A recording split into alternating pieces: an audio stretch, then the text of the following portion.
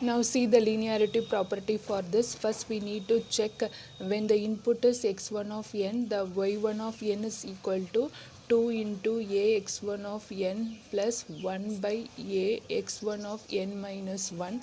Then when the input is x2 of n, y2 of n is equal to 2 into b x2 of n plus 1 by b x2 of n minus 1.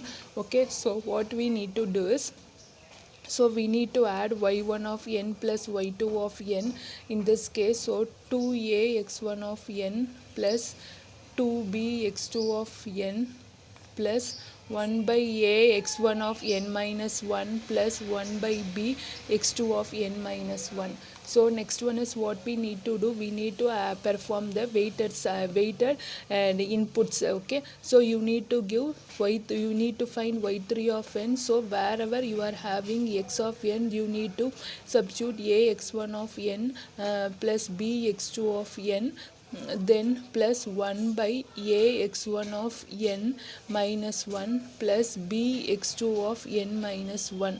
Okay, so now see the y1 of n and y2 of n, you are getting the terms. So okay, right?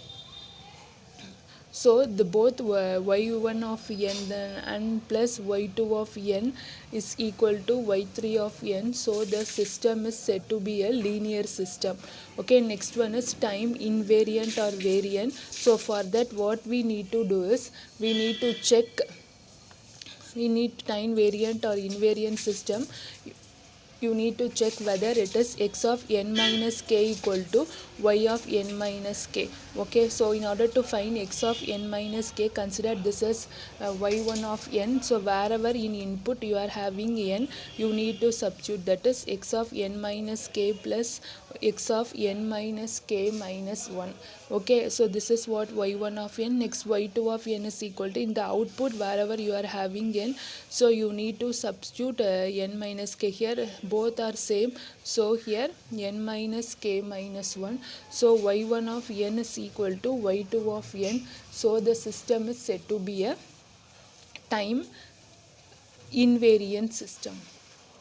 Okay, time invariant system. So the next one is, we will see the causality. Here causality is this: present, it depends upon present and past input. Okay, so it is said to be a causal system. So in order to store the past input, it required memory, so it is a dynamic system.